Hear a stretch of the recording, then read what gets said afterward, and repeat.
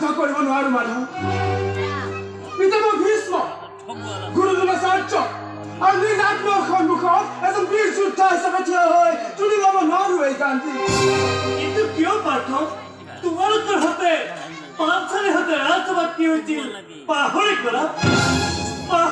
ব্যৱস্থাটো পৰিঘাতৰ চিঞৰ কেনেদৰে মৌন হৈ চাই আছিল গুৰু দ্ৰোণ আৰু পিতামহ ভীষ্ম পাহৰি গলা দুখাখনে কেনেদৰে চুলিত ধৰিছো চৰাই টানি আনিছিল নপৰি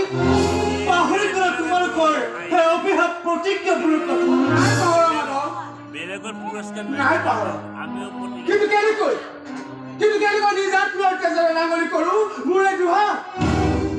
তেনেহ'লে তোমাৰ সকলো ক্ৰোধ সমাপ্ত হৈ পৰিল পাৰ্থ যে ন্যায়ৰ বাবে তুমি ইমান দিনে অপেক্ষা কৰি আছিলা সেই সকলোবোৰ আজি কি তুমি জলাঞ্জলি দিবা যে অস্ত্ৰ তুমি যুদ্ধৰ বাবে সাজু কৰিছিলা সেই অস্ত্ৰ তুমি পৰিত্যাগ কৰিবা এতিয়া কি এই যুদ্ধ তোমাৰ বাবে অনিবাৰ্য নহয় এই যুদ্ধ অনিবাৰ্য হয় মাধৱ কিন্তু নিজ গুৰু হত্যা কৰাটো জানো ধৰ্ম মাধৱ বহুতো নিৰ্বোধৰ তেজেৰে নাঙলি হ'ব এয়া নহয় ক্ষেত্ৰ মই কেনেকুৱা হত্যা কৰোঁ কেনেকুৱা ৰাস্তা তুলি লওঁ পিতামহ ভীষ্ম গুৰু দ্ৰোণাচাৰ্যৰ বিৰুদ্ধে তোমাৰ কৰ্ম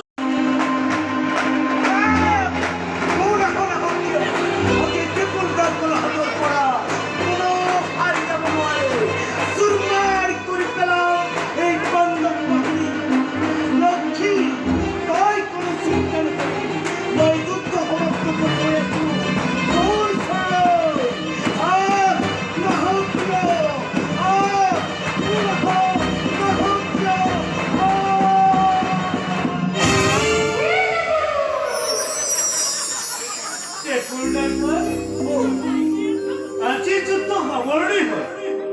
কাইলৈ মুহূৰ্ত দেওয়াৰ লগে লগে আকৌ আৰম্ভ হ'ব সেই যুদ্ধ মই জানো আৰু তাৰ বাবে মই শক্তি গোটাইছো তুমি আৰু শক্তি গোটোৱাৰ কোনো প্ৰয়োজন নাই তেনেহ'লে মোৰ মৃত্যু নিশ্চিত মোক ক্ষমা কৰক যদুপতি মোক ক্ষমা কৰক মই লক্ষ্যৰ সন্মুখত আপোনাৰ বিষয়ে যি কৈছিলোঁ এনে কৈছিলোঁ মিছাই কৈছিলোঁ মোক হত্যা নকৰিব যদুপতি